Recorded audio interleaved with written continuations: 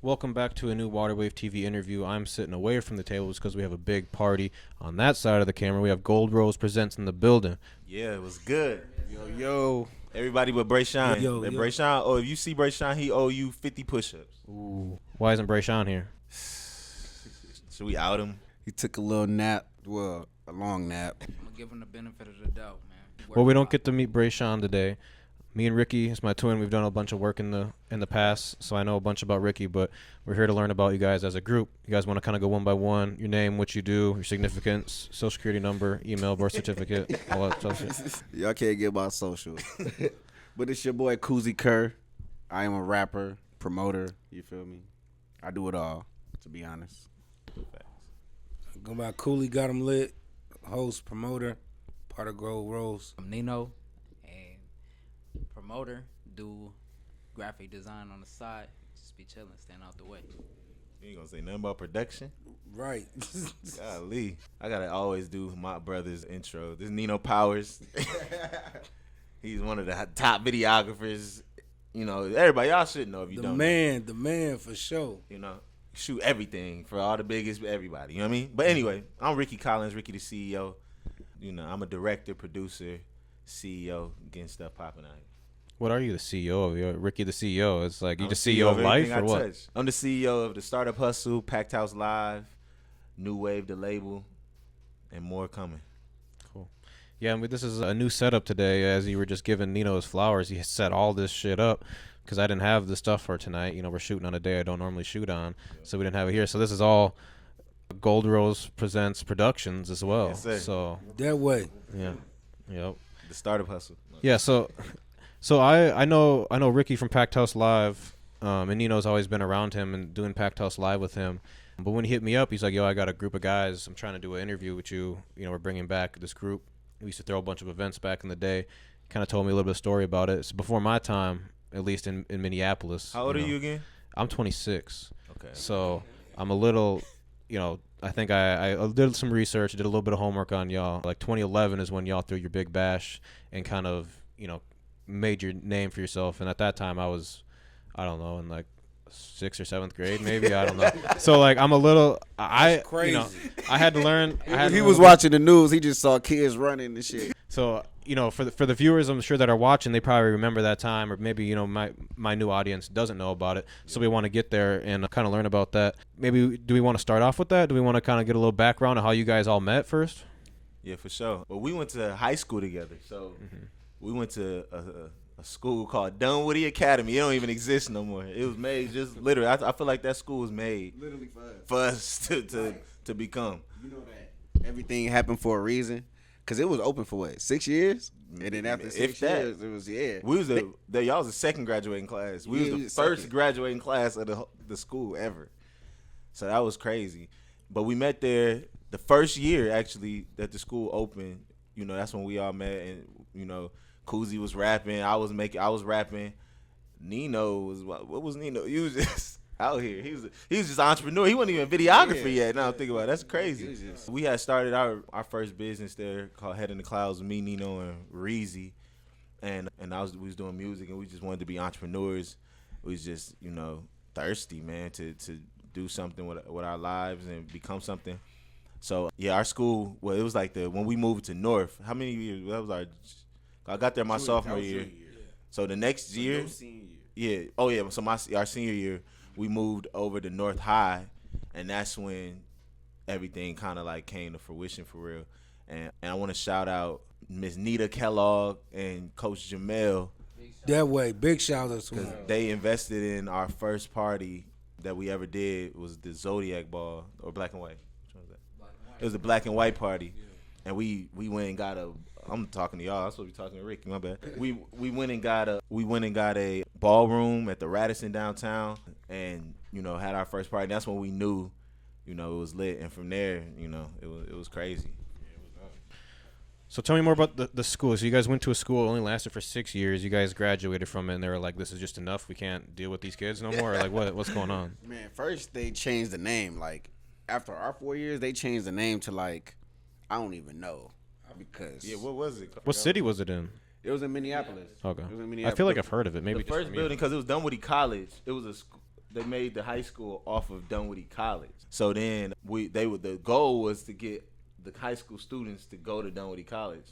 I think only like 2 or 3 people. Yeah, I mean, yeah, that's probably kind of tough to try to convince kids like to just go to the specific college out of every possible place you can go in the world. Right. I think after year 2, the college ain't want nothing to do with us. Like it was crazy. Like They had kids from the trenches in there. No, for real. Yeah. The first year, they was getting kids from everywhere trying to, get the enrollment, and they was like kids freshly getting out of jail, kids like whoever. man, it was like church. Come One- as you come are. on, come on. My mama. We accept everybody. Like No, for real. And they end up expelling like 50, 60 people, bro. Like First in the 2 first, weeks. yeah, it was crazy. And then school was more like calm. we didn't after even that. have class for like the first month. Like we were going on field trips like every day. Like for real. They were just spending money.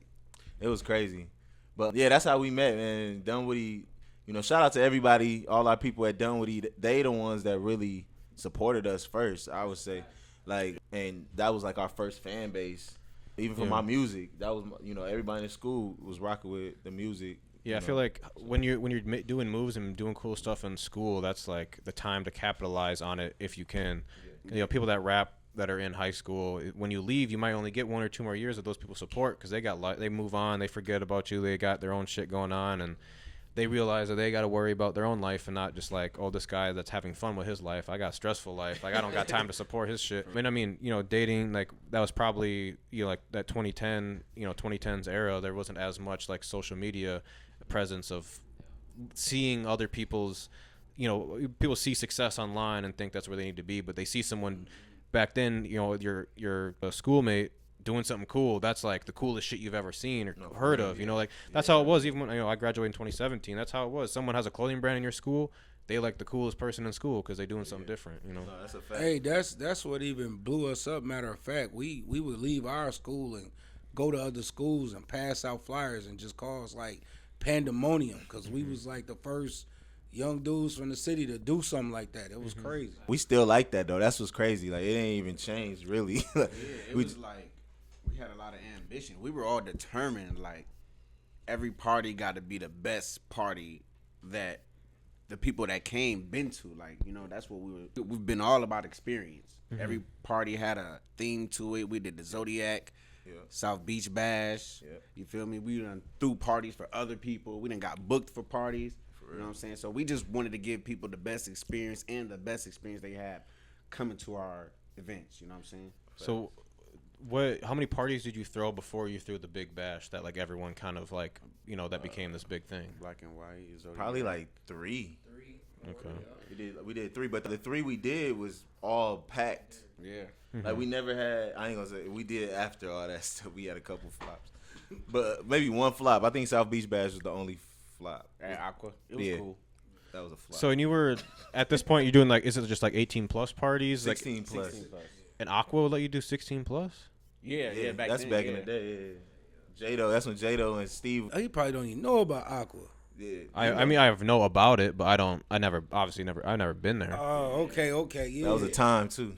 Most of the clubs, like, we actually had a 16 plus club. Like, people don't even know about. We used to go to Access before all of this. That's like, crazy. You know what I'm saying? That would just never happen in today's Everybody, world. our generation probably fucked it up. Well, and just like the new young generation, could 16-year-olds in the club allowed to be in the club like we was in freely? it. That would be We crazy. was Valentino's in St. Yeah, Paul. like, we had Valentino's was buzz. That was a real club. Our childhood was lit.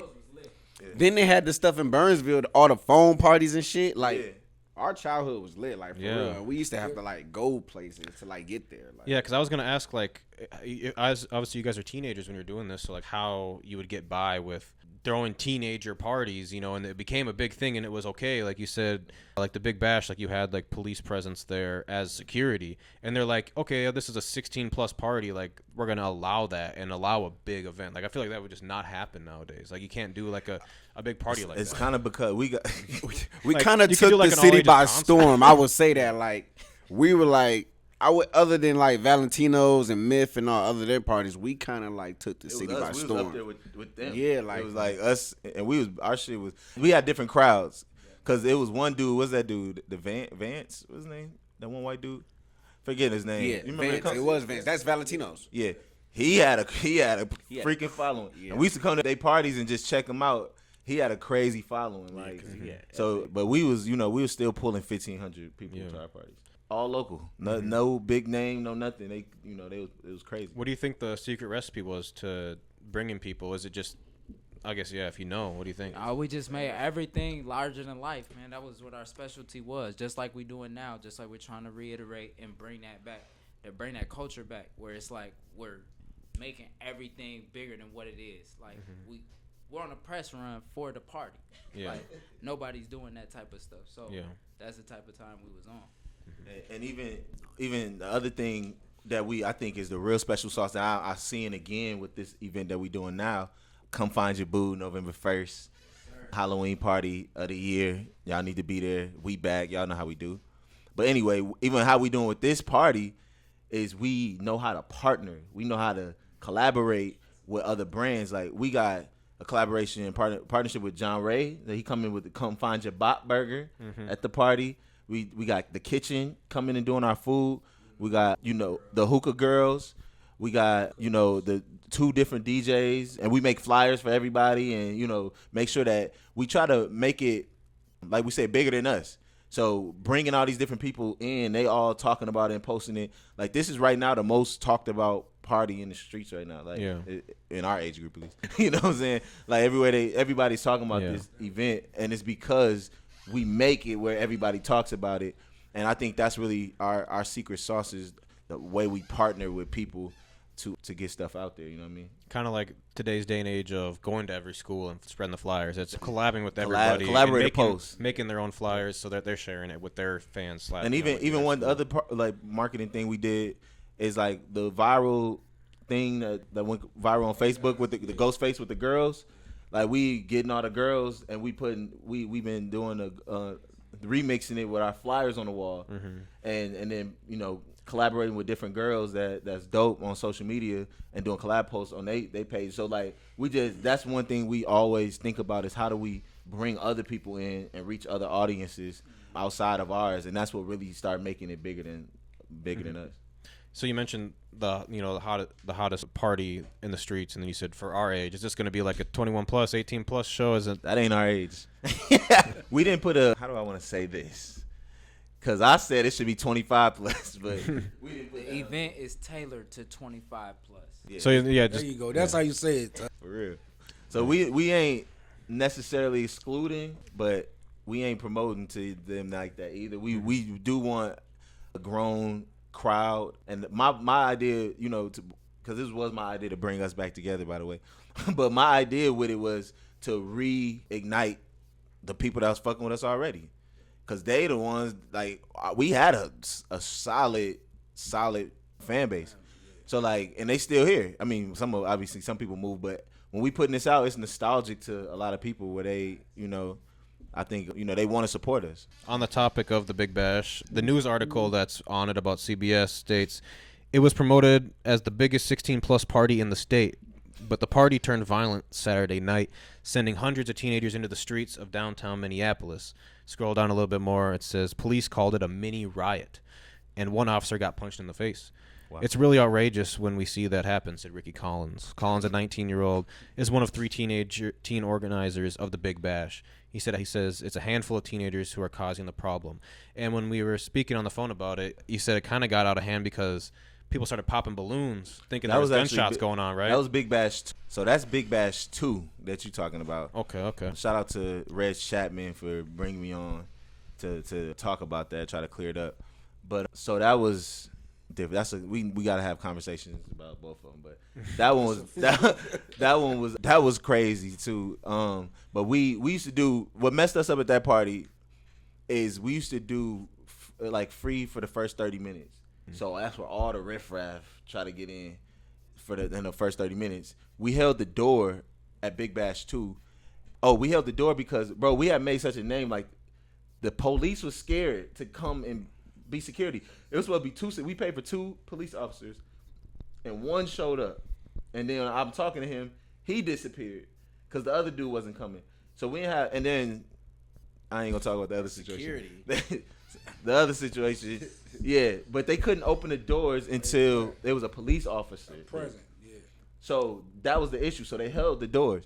So literally, bro, I don't even know how to explain this hallway. It was the huge like convention center hallway, if you think about it. We at the Hyatt, downtown for the Big Bash 2.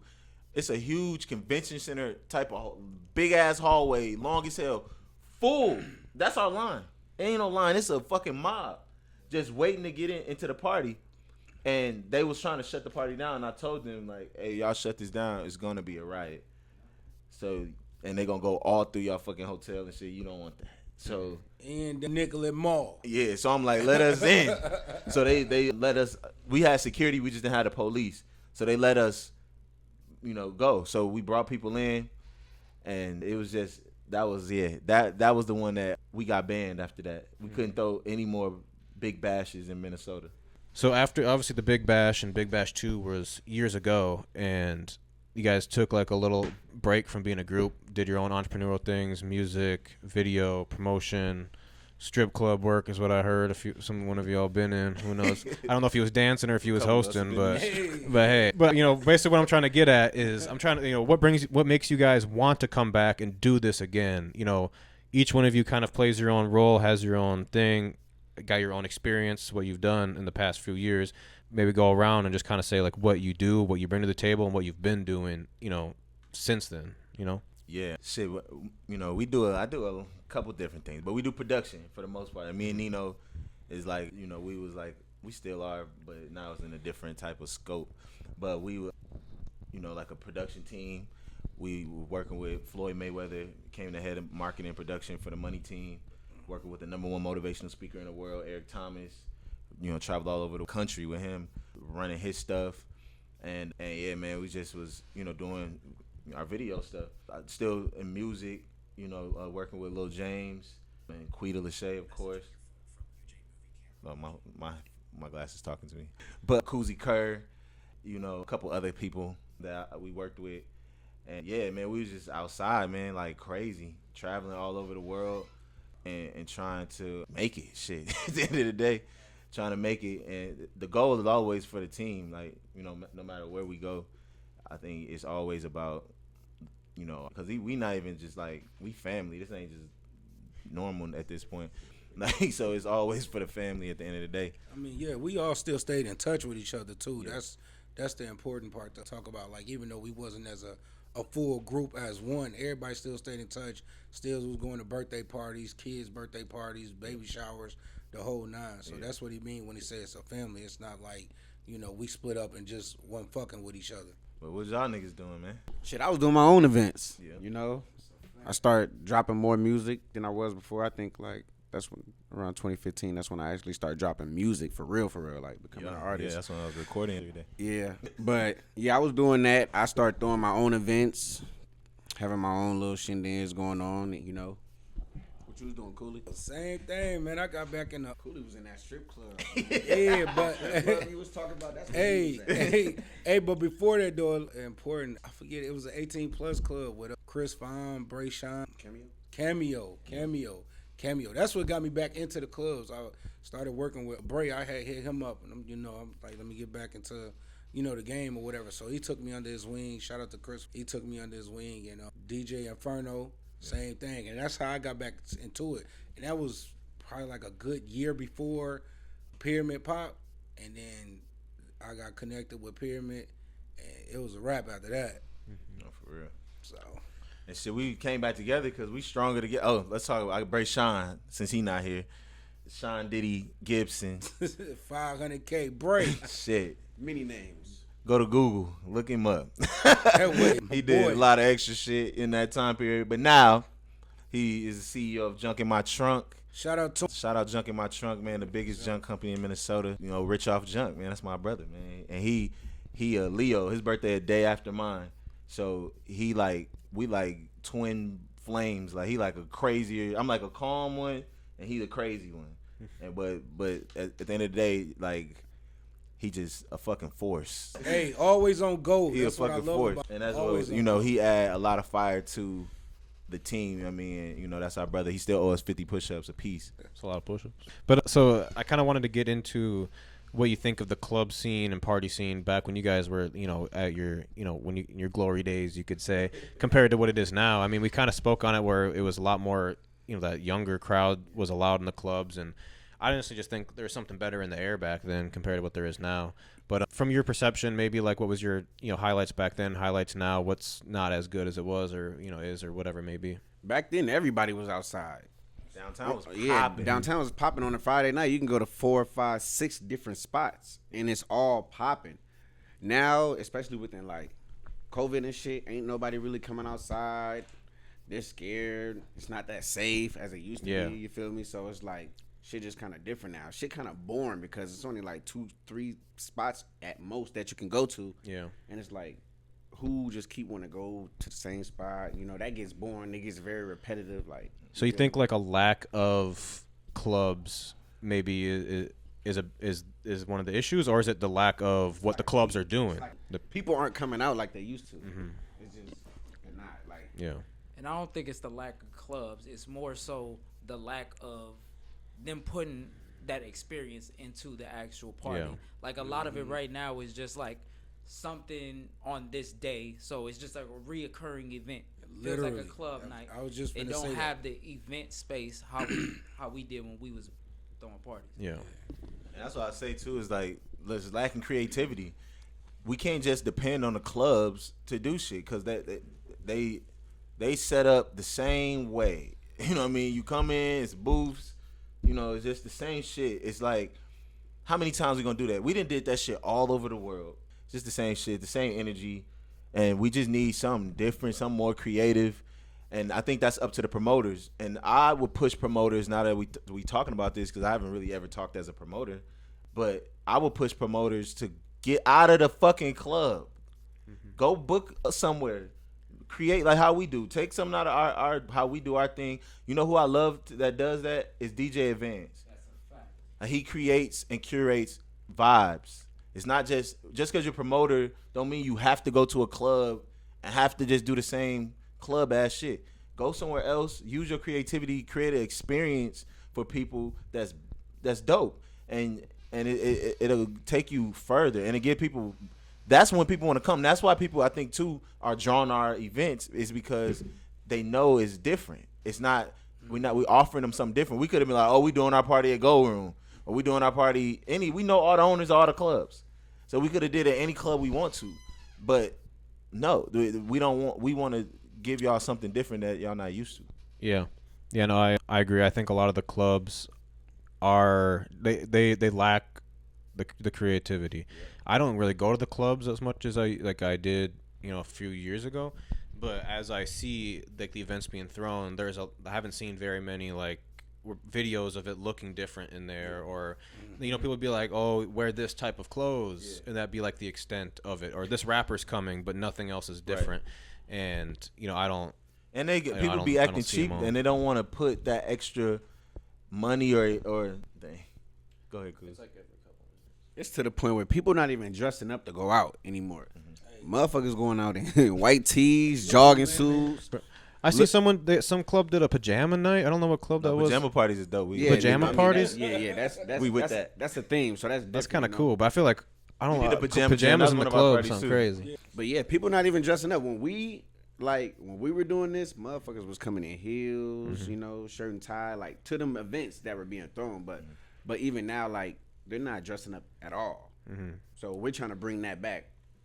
And that changes the energy in the room too. Like that's why I think a lot of bullshit happen. People that want to wear t-shirts to the white tees to the club and roll up they woods. No disrespect, because we do that too. but like we don't. Our parties ain't that type of energy.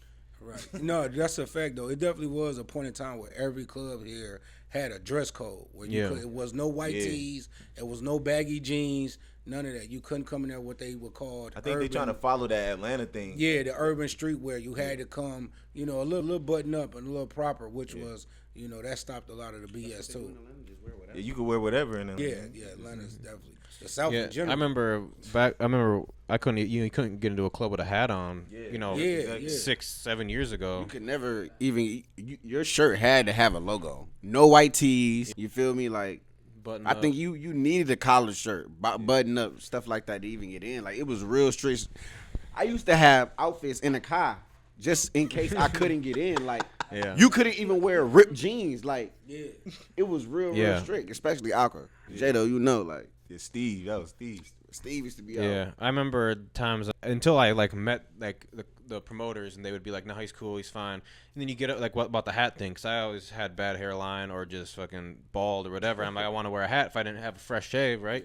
So I'd always try to wear a hat in the club, and they'd be like, "Oh, no ball caps," and it's like, you finally, the promoter comes and gets you. Oh, he's cool, whatever, because if you let one person in, then everyone's gonna complain. You get up there, 20 people got hats on. Right, exactly. I'm like, what's the big deal about this? And then you gotta know somebody for sure. Yeah, you gotta know somebody to do it. But what other events do you guys do besides parties? You throw like concerts. I think you did a show like with Tyga one time. Like, you guys dabble into concerts at all, or is that your plan moving forward, or are you just trying to curate vibes? Yeah. Who knows what we're gonna do? I mean, I've been having like trying to map out some stuff, but we did do the historic Tyga Careless World concert at Epic nightclub. Whoever remembers that, 3,700 people, line wrapped around a whole block. Not twice, that's crazy. But the VIP line was wrapped around all the way to Pizza Luce. The GA line was wrapped around the other block all the way to Pizza Luce, and they was touching each other. And think about a downtown block, like, I've never seen that since. Yeah. And people don't even have lines like that. And that's the thing. Yeah, I feel like the only time I see lines for events is like at the Armory. Like when there's a big show, like the Armory, they got the full. Yeah, Armory be having some lines. Like, our shit look like the Armory. Like, it was like one of them type of situations, and we did get fucked over on that. And that's another situation if you want to talk about it. But we got fucked over on that one, and that kind of like that's what low key like broke our squad up. But yeah, man, we got some dope ideas. I don't think I don't probably should say anything on here yet, but just know that we back, and we gonna curate some dope ass shit. We will probably do concerts. We haven't really talked about it yet. Concerts cost a shit ton of money, and it's just super risky. That's why I'm not really super into it, but Kuzi's into it, Brayshawn's into it, and I don't know if these guys are into it. So most likely we're gonna end up probably doing something with concerts. But whatever we do, it's gonna be curated, it's gonna be dope, it's gonna be different. And that's just what we own. And the marketing is gonna be high fucking level. Mm-hmm. Everything that we touch is high level. And we on dirt. I'll just let y'all know, like, we fuck with all the promoters and all that, but we feel like we got something to prove.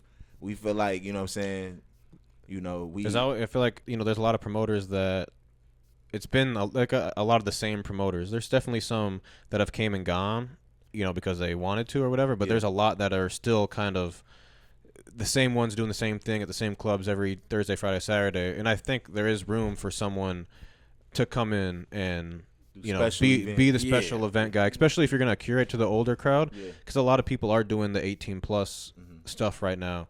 So if there is, older set of gentlemen like yourself to come in and tell gentlemen and lady parties, not like teenage to younger adult parties, And that 18 plus shit is because motherfuckers scared, to be honest. That's what that be about. You be still trying to hit your numbers and still trying to get the crowd in there. The $20 a head to get in goes a long way, for people trying to get their money back off events. Yeah, them 18-year-olds don't got no money like that anyway. Yeah. Like that's why I really want to curate to the 25 plus crowd. And I think you just made it, my boy. I just made it. But I even think like if people that are 25 plus, know that it's a 25 plus event, they'll feel way more like they want to go. Not like, I've been saying that, Brayshawn. Just think like, we're older than 25. We ain't trying to be in the club with no 18, 19-year-olds. These is kids. Like, there's got to be a spot for it. And I know there's probably, they can take their ass to Vanquish where they go. You feel me? But now y'all can't come here. Yeah, like there's got to be like even like a couple clubs should be, curated towards that type of crowd. It should be. Because that, like you said, like my theory was we would be more comfortable. Our age group would be more comfortable to come out. And our age group, the one that got money. Mm-hmm. And they don't want to come out because it's not safe. And the vibes ain't right. They tired of doing the same. They've been doing the club shit. We grown. And the biggest thing nobody talking about is the level of maturity that comes with that. Like after you done passed that 21, 22, 23 stage, like Man, just that say, level. we don't want no YNs. We don't want no YBs in our shit coming to fuck shit up. You feel me? This is a safe environment for the 25 plus, the grown and sexy. That's how we coming. Yeah. You feel And me? you're not like, oh, you're 23, you can't get in. But like, you just gotta. That's why you said it's curated for 25 plus. You know, Not like- I want to get it to that point. but as long as you come dressed, Yeah. I think correctly, and like you're not, you come fitted Yeah, like ready, you are yeah. mature. You better act 25. If you're 23, shit, like you Right, exactly. better act like you older. Oh, we than you are. got Sean Diddy Gibson on the phone, man. Say something to the people since you ain't here. They know you owe us all 50 push-ups each, but go ahead. Man, what you talking about? 50 push-ups All I each. know is, yikes. All I know is November 1st, you better come find your boo before we do. Oh, I like that. That's a good timeline. Come find your boo before Yeah, we. man. like that. What else you guys say, man? Man, that's it. I ain't got nothing else to say, man. I'm here. I'm here. You know what I'm saying? Thanks for having me. I appreciate y'all. I want to give thanks to God, my mom. Shout out to the starting five. Gold Rose Presents. You know what I'm saying? We taking over once again. You know what I'm saying? Like we took over once, then we like took a break, then we like came back because y'all was boring us. So, I just can't wait to expose everything that we have in store with the events that we have, starting with the Come Find Your Boo event. This motherfucking Halloween. For real. The biggest, man. That way, Somebody that said way. we wasn't the biggest. I'm like, what? Like, somebody said we wasn't the biggest. Who bigger? I don't know. Like you can't have a comment without facts. You get what I'm saying? You just sound dumb. Like I'm not gonna challenge your position without giving you something to stand on. So if we not the biggest, then who is? Facts, man. Talk your shit. 500K brain this bitch. That way. You know what I'm saying? That's all I want to know. Because if we wrong, then prove us wrong. Because can't nobody else that's doing what we do say they bigger. They didn't say it. They know better. You know what I'm saying? Like sometimes you gotta just know when to bow out gracefully. Like they got it. That's all niggas can say. It's like, oh yeah, they back. Let's just we have fun. We appreciate y'all. It's over with, man. Pass that baton back. I'll- Pass that baton back, man. Man, I was trying to get him some game on here, man, because we tired of them just doing the club nights and shit, man. It's like y'all got to do something different. You know what I mean? Yeah, people ain't really, what I'm saying? The club is always going to be the club. No matter where you at, the club is always going to be the club. But that's a certain demographic of people that enjoy that atmosphere. Even I sometimes enjoy that atmosphere, you know what I'm saying? Right. Depending on the location. But there's also a larger amount of people who like one-off environments, you know what I'm saying? Like pop-up events, more sexy or grown, intimate environments, things like the setting makes a difference for the age that we're at. We're not 17, 18, 21 anymore, bro. We're all above 30. You know, we have children, we own businesses, we have things to wake up and do every day. We got shit to jeopardize. Like, I mean, we're not trying to jeopardize it. You know what I'm saying? We got shit to lose. So it's like we need environments that's gonna suit where we're at in life. They gotta be safe. They gotta be calm. You know what I'm saying? Right, they gotta be a lot of beautiful people. A lot of beautiful people in attendance who care about their appearance, so they dress up and they want to show up and show out. Not these little YNs with ski masks and Nike tags. They got switches on the Glocks and shit like that. Like we don't got time for that. You know what I'm saying? Like I got employees to pay every Friday. I got to make it back to work tomorrow, so I want to come pop my shit, then go home and go to sleep. You know what I mean? Hey, that way. No, facts. All right, man. We're going to finish this interview, man. 50 push-ups a piece, my boy. Let me find out that's your favorite word. You ain't got that. Was there anything I missed that you guys want to touch on that I may have forgotten about? If you didn't get your ticket yet, get your tickets. Come find your boo. This will be a sold-out event. Y'all don't want to miss it. I know y'all been hearing about it. I've been in y'all DMs, too. So if y'all know me and I've been in y'all shit and you ain't get no ticket, I'm on your ass. For sure. Get y'all tickets, man. November 1st. And that's the other thing. It's a ticketed event. I know people used to walking up, but y'all gotta understand with Gold Rose, and y'all gonna understand if you don't get it this time. When it comes to Gold Rose Presents, our shit is going to sell out. People they want to come to our shit. So when you see tickets are on sale, you need to buy them. Don't try to wait until to the door, because they're not gonna. I really think that we to a point we got 110 some tickets sold. So like, and we got 2 weeks. This is 1 week, 2 weeks away. yeah. So we we only can hold so many people. We got a lot of decorations and shit. We can't hold everybody. So get your tickets ASAP. Do not wait. Don't try to wait till the last day. It's $25 for the GA. It's $45 for VIP. I get you to skip the line and get you a free drink. So get your tickets ASAP. Don't miss this shit. Get your costumes. You gotta have a costume to come here. So don't forget that shit.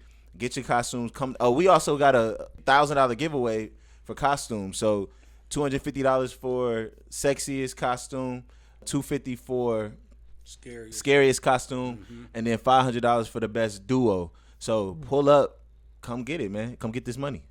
Fire. Sure. Does a jersey over the hoodie and some jeans count as a costume? Fuck no. What is that? Who are you?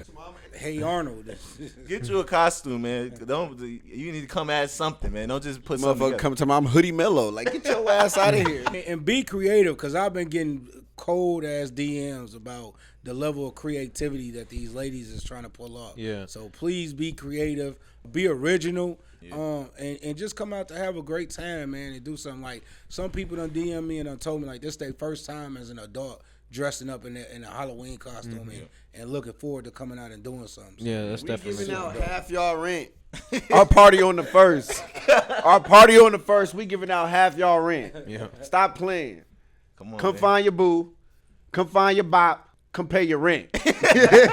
No, for real. And I'm gonna say this, fellas. Last time we checked our analytics, we got 90% women. We got 110 tickets. yeah. 90% women bought these tickets. So either y'all broke or dumb. or both. Yo, the math is mathing, sir. You need to come find your boo. She's gonna be there. Please come find your boo. We don't want to just be in there with all these women. It's gonna get awkward. We need some more of y'all to come on, man. Buy y'all tickets ASAP before the women bought all the damn tickets. And they gonna have a ball. They don't even really want to be around dudes like that. So like they gonna have a ball either way, and we gonna have a ball either way. So get your tickets. That's it, man. Gold Rose. Oh, follow us on Instagram at Gold Rose Presents. We just building up our page, but our content is fire as fuck. Of course, follow us. Get in tune. This is our first event, but we got a lot more in store. I wish I could tell y'all some ideas, but I can't. So just stay tuned. There you go. Shout out to Waterway, man. Ricky, my twin, man. We're gonna do Shout out something to together Waterway too. for sure. Tap in with them. Subscribe, like, and share if you like this video. Follow at Waterwave TV on all platforms. Post a lot more clips and a lot more short form content on there as well. Appreciate Ricky and Nino for coming in and setting this up, bringing the production with us today because we didn't have it ready to go for today. Fit this time crunch. They got their big event coming up. We wanted to help spread the word. And I keep looking over here because I can see myself. And this is a cool Wave Fest sign behind me. But yeah, subscribe, like, share. We out. Peace.